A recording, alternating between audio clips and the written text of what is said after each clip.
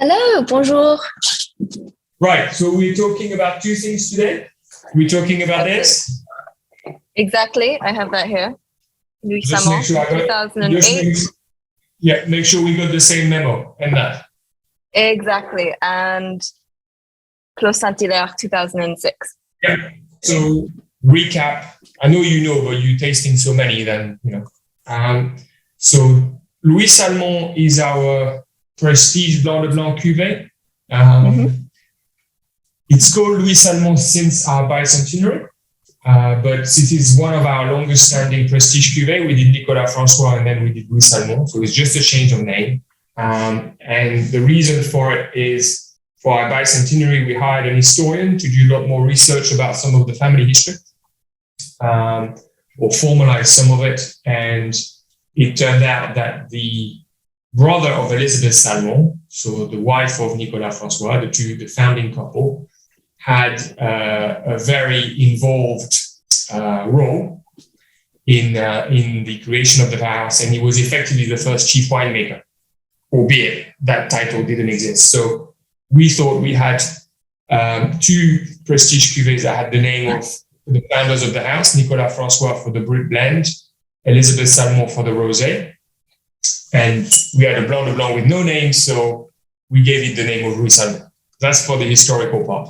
Okay, so first generation of the house in the beginning of the 19th century. So that's the historical piece. As far as this wine is concerned, this is always, Blanc de Blanc at Billecart is always a love story with Côte de Blanc. So yes, you can get Chardonnay from everywhere, but in Champagne, but at Billecart, we certainly for Blanc de Blanc, we only use Grand Cru and we only use Côte de Blanc Grand Cru because you can get Grand Cru Chardonnay from other villages. And it's based on, it's the same thing for our NV Blanc de Blanc. It's based on 4 villages who are all Grand Cru, all Côte de Blanc. And in this case, the blend for 2008 is 40% Chouilly, which is the nearest village of the Côte de Blanc from Marais. 33% Cremant, which is the next one. 21% Ménil-sur-Roger, who brings more structure. And 7% Avis. Okay. Gotcha. In terms of vinification method, it's about 2/3 stainless steel tank, just a bit more, and 33% vinified in oak barrels. So you know at Billecart, we use Burgundian oak barrels, or certainly that's the only one we had in 2008, but we used used barrels. So we don't want the wines to be oaky, but the barrels, we fill the barrels, blending the barrel wines, vinified wines, with the stainless steel tanks is an additional layer of complexity we can bring into a blend in addition to the villages and the parcels we select. And Louis Salmon is only ever produced, is from the very best parcels in the very best years. So it's quite an old school definition of prestige champagne. I know people are trying to change it a little bit. Now it's supposed to be just the expression of a year, fair enough, but not for us. Yes, certainly a 2007 and a 2008 will never resemble one another. However, for us, the tasting committee only sign off on them if we feel it's at a benchmark which we can defend and are happy to put our family name to it. So, for example, sometimes we don't bottle. Even when we bottle, we don't necessarily release it. So, for example, 2011, we had bottled Louis Salmon and we downgraded it. So there will never be a Louis Salmon 2011. We thought it would do it, but it didn't. So that's kind of the biggest, well, not the guarantee, but certainly if it goes out, we are happy that it's at the right standard. We like our prestige cuvées to have a fair amount of resting post-disgorgement. It's true for the NVs, but even more true for the prestige. So it's been on liquor for 1.5 years, roughly. And the dosage was around 7 grams.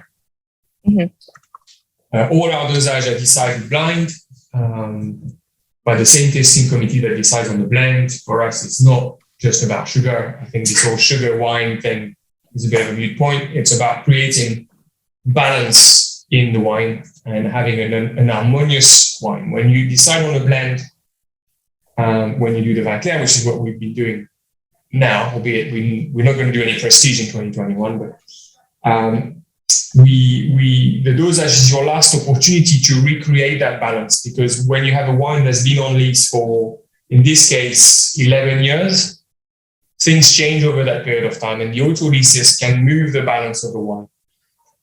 And the dosage is your last opportunity to recreate that balance if for some reason it moved away.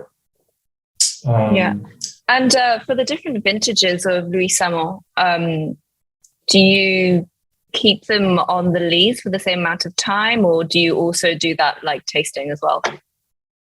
Yeah, no, there is no set rule, but I think in history, or certainly in recent history, our prestige very rarely, if at all, get released before 10 years on the lease.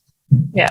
It's just because we taste them and we don't feel they're ready. I think that good old school rule of 10 years on the lease, I think there are a few things you can't cheat with, and time is one of them.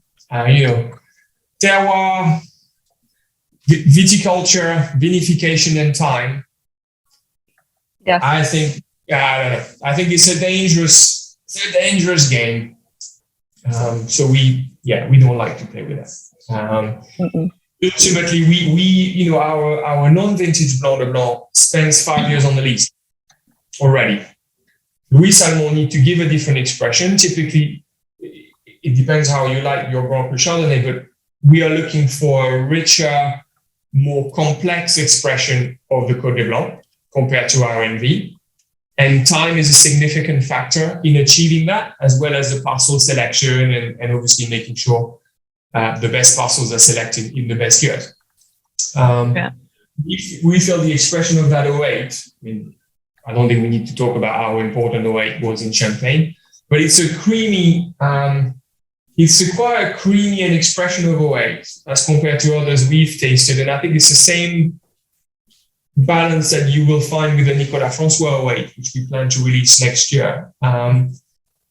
Some of the early ones have been gone out on quite an acidic base, which I think for a prestige cuvee, Billecart is finesse, elegance, and balance, and that's what we're trying to express. And I think, I had it 2 days ago, and I think it's now blended in quite neatly, and it's quite harmonious overall and feels quite settled, which is what we want. Yeah, but it's got this wonderful energy, like very fine bubbles, but very fine, sharp acidity as well. Yeah, these cuvees, they're built for the long haul, right? We release them at the start of their drinking window at the more freshness stage, but obviously they will go on. Elizabeth Salmon, obviously being a rosé, depending on what you're seeking, that whole period may vary, but Chardonnays will get richer, and Nicolas François is the same. Definitely. Look, Grand Cru Chardonnay, best parcels in a wonderful year. You have everything going for it. But certainly I remember tasting it when I first arrived in 2017, when there was a lot of 08 coming on the market, and it had that signature of 08 much more pronounced, which is a much more stark acidity, like cut through, which, I don't know, we want to provide a wine which is more accomplished. And we feel at that stage, it is at that stage, but it will continue to grow, and it has everything. It has very strong foundation to continue growing on that base. Yeah, I really like this 08 because on the nose it is quite complex and quite rich. Lots of like praline, hazelnuts, and dried spices, more richer. But then on the palate, it's very, I don't want to say linear, but it's very focused. It's got this beautiful like acid structure, and it sort of keeps going in a sort of like an arrow style.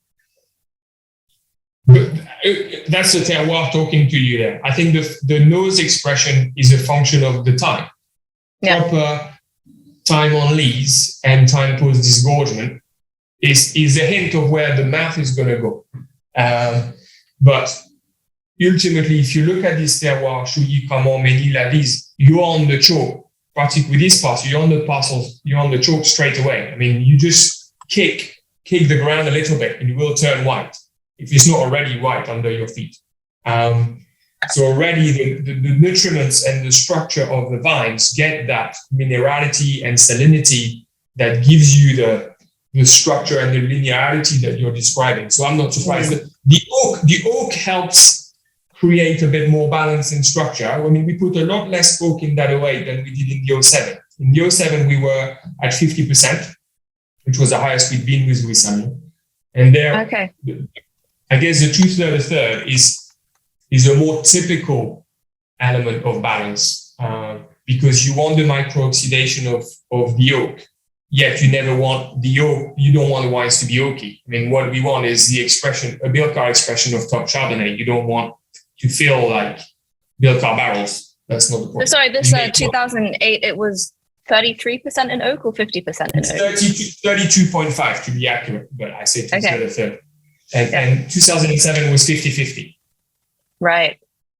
But 07, we felt needed to gain the elbows, and the elbows came from the wines that were vinified in oak. And if you taste them side by side, you have the expression of the oak ever so slightly more pronounced in the 07. And the 07, ironically, has a great tension and is keeping that great tension. I mean, whilst we do love 08, and we're not the one saying it's not as good as people say it is, but we've always been firm supporters of 07, which is a greatly forgotten years, and it's one we're very proud of as well.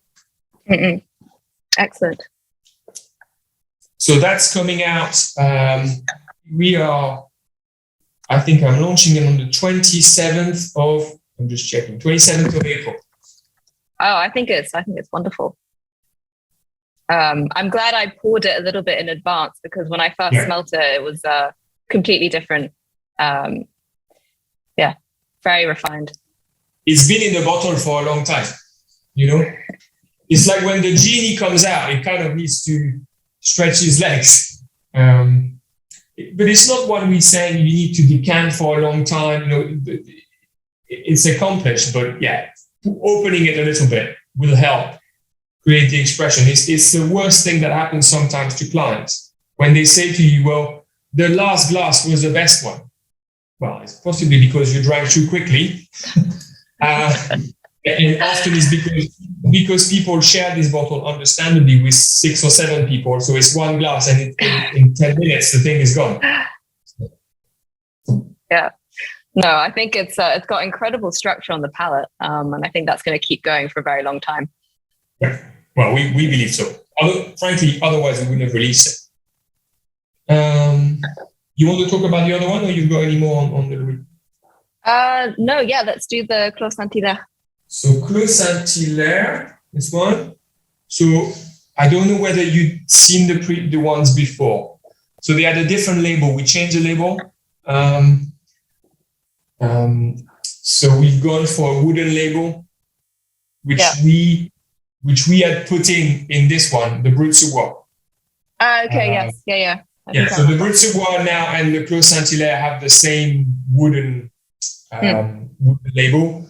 Reason for it being candid is there was too much similarities between our Nicolas François label and Clos St Hilaire label. And some people in their Eurocard mistaken or made the mistake of picking one against the other. And that can be a bit of a tricky bit of a shock mistake to make. Some Western clients had that mistake. And if you remember the 2003, we only had 1,000 bottles. So some people only had one.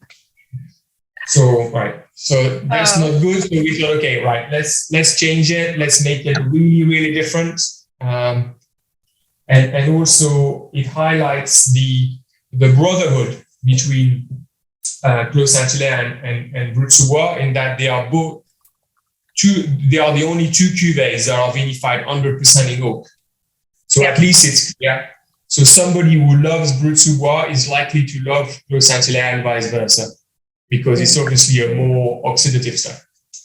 Could you give me a brief recap about the 2006 vintage? Yeah.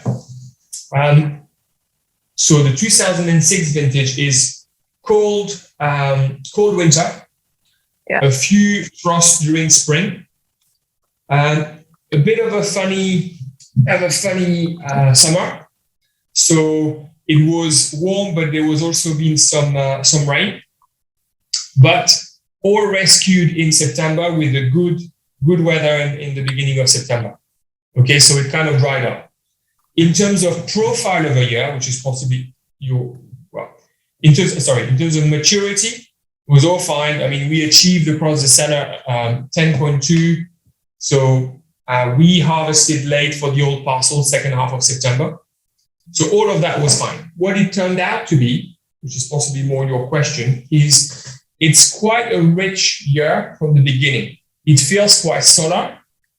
And for me, it shares many similarities with 98 in Champagne. As in, they feel immediately pleasurable. Yet for us, history shows us, like the 98, that it's not because they feel immediately richer that they lose their acidic tension. So our 98 are tasting great today, but they are very approachable.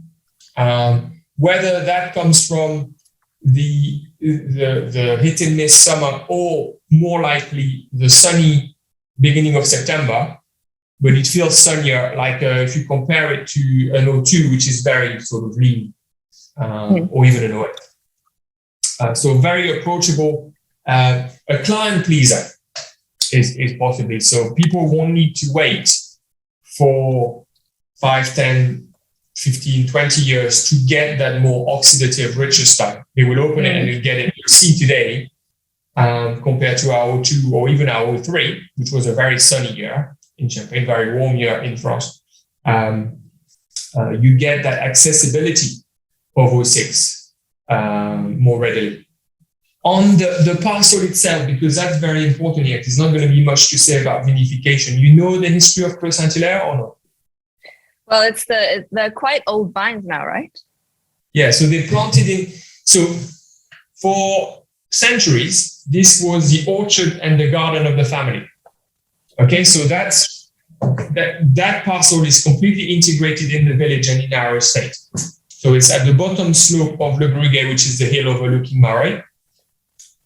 So historically, it has been used as a garden and orchard to feed the family, but also feed the village during tricky times. Epidemics, wars, all the things we're kind of living today that we've forgotten about. However, in 1964, the family convinces itself in times of peace to take out the garden and the orchard and plant it as vines. And we plant it in 100% Pinot Noir. So the vines are 70, 80, 90. They're over 50 years old. Okay. Yeah. And they planted as vines, having identified that there was an exceptional terroir there. For a long time, this was used when the vines had reached their maturity. In their latter part, was used to make red wine.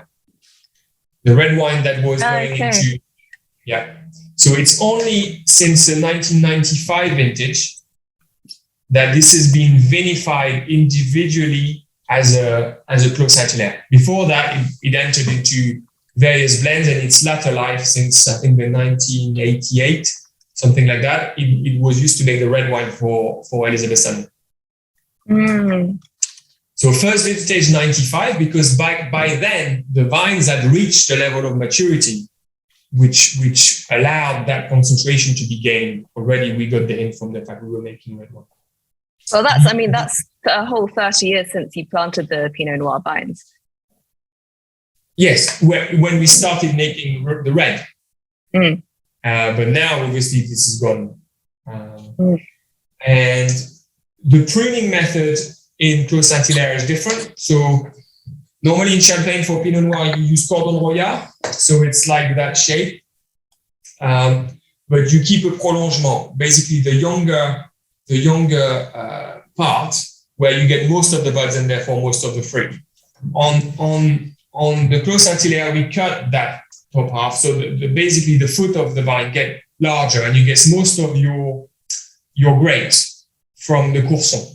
So basically it's a way of, you reduce your yield significantly, but you obtain much more concentration in the given grape, right?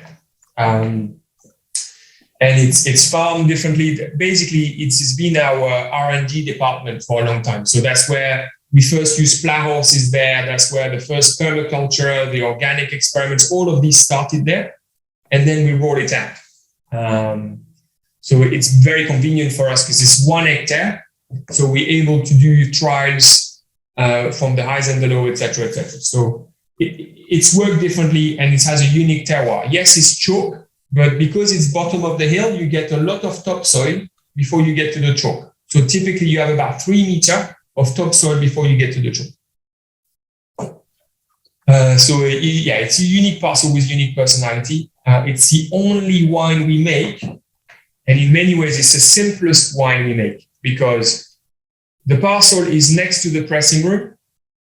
The pressing room is next to the shed. So it's vinified 100% in barrels, the Burgundian barrels, the old barrels. On the other side of the street is a bottling line, and then it goes in the cellar. There is no blend of years, no blends of grapes.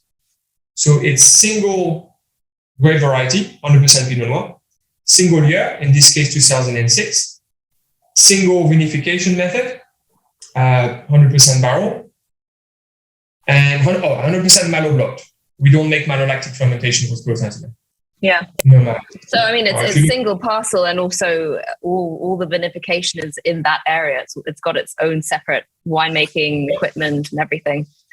Well, the winemaking approach is the same as we would use for these, right? It's the same type of barrels. It's separated. Obviously, we don't pre-blend. But it's the simplest wine we make in that regard. There is no complexity to it. It's basically you getting the Clos St Hilaire parcel in a plate in a given year. Now, we're not big believers of every year needs to go. So, for example, 2004, we downgraded. It's not because we bottled it that we will make it. Some years we feel just the juice or the still wine is not good enough. We don't believe in it. For example, 2021. So we have a minimum threshold you need to achieve for us to sell Clos St Hilaire. And what was the production for 2006? It's one of the largest one we make is 6,750 bottles. They all, maybe not the samples we sent you, but they all numbered and it's written at the back. So 6,750. Yes, I see. Oh, a very low dosage, 2 grams. Yeah, 2 grams. So sometimes we do 0, but again, we decide blind. So the one at 2 grams was the one that we felt worked the best. We are not aficionados of it has to be 0 dosage because it sells better. I mean, you get it's beautifully integrated, so harmonious on the palate, so beautifully integrated, and then you get these like at the very end. I think we talked about this last time, but some like slight spicy hints. I guess that's the Pinot Noir talking, but like I don't usually get this in a lot of Blanc de Noirs. Yeah, that's the terroir talking. Yeah. Because that's the reason why the Clos became the Clos, it's not very Marais-like. I mean, we have a lot of old parcels dotted around our village. I mean, this is our village. And the Clos always stands out in the sense that the spices, the relative maturity that it gives compared to other Marais parcels, because Marais is beautiful, but can feel a little rustic. And the Clos kind of never does. So it's more harmonious. I guess that's what makes it different. And that's why we felt from 95 to, instead of putting it into a blend when you can't really identify that uniqueness, that's why the Clos became the Clos. But I think the 06 signature is also its approachability. The 02 and the 03, they are big wines. But for this doesn't feel super big. Again, it's very complex on the nose, like a whole range of fruits and even some like woody notes and orange zest and spices. Yeah. But on the palate, it's again very focused and so much energy still. Yeah, start of drinking windows. I think it's a crowd pleaser as far as the Clos goes. and you get a lot more immediately than you would get compared to a cooler vintage like a 96 or a 2002. So I think it's pretty exciting to be able to show a slightly different expression, yet it is the same wine. So we're getting there into a more Burgundian approach. It is what it is, whether it's a Clos St Jacques, La Roche, whatever. It is what it is. It's isolated, it stands out. It's a bit of counter-example of Champagne, this Clos, because we are firm believers that on the whole, blending is the way to achieving greatness. Yet there are exceptions to that rule. And the Clos St Hilaire is one of these exceptions. I like that. It was disgorged we didn't talk about that, November 2020. And normally for the Clos, because sometimes there is virtually no dosage, so the integration process is normally very quick. So we retasted it in March thinking it was going to be ready, and it felt disjointed. We retasted it in July, and it's still, the point we're talking about it being harmonious now, it wasn't there. It sort of felt harsh, and we thought, no, come on. We signed up on a sample that just wasn't that wine. We retasted it in September. We said, it's kind of getting there. And then we retasted it in December, and we said, all right, that's it. That's what we wanted it to be. That's what it was when we did our dosage trial. It just happened to take a year to integrate itself. Fine. So we started shipping it 6 months later than we thought. So we switched things around. We're doing 06 this year, and we'll do 05 next year. Because the 05, we adapted based on the year, based on everything. And the 06 felt riper. You'll see, hopefully this time next year, we'll taste the 05, assuming it stays on the right course. And the 05 is stricter, more narrow. But that's again the characteristic of its years. But it's interesting. It's more of a food champagne. It's more of a wine. It's seriously structured. It's a very serious wine. So, I think a long life ahead of it as well. And we signpost it. In a way, that's why also the change of label makes sense, because Brut is more of a food wine. And that way it's easier, because we understand that, for example, a lover of our Brut Reserve or a lover of Nicolas François is not necessarily a lover of Clos St Hilaire. It's quite a distinct style. But because the Brut is also quite a distinct, more oxidative style for Billecart, that way it's kind of signposted a little better, and hopefully it avoids mistakes in people's wine cellar late at night. I think that's a good bottle. It has a good life. It needs a proper glass. It needs. I think so. I've left it in there now for about almost an hour, 45 minutes, an hour, and it's still taking time to open up. Yeah.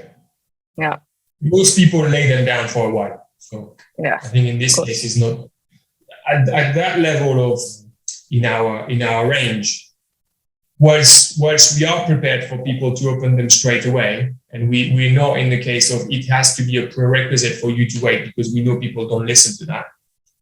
We know also that they are prepared for holding. So if people open them in 5 years' time, that's absolutely no problem. Maybe they'll have a better tasting experience.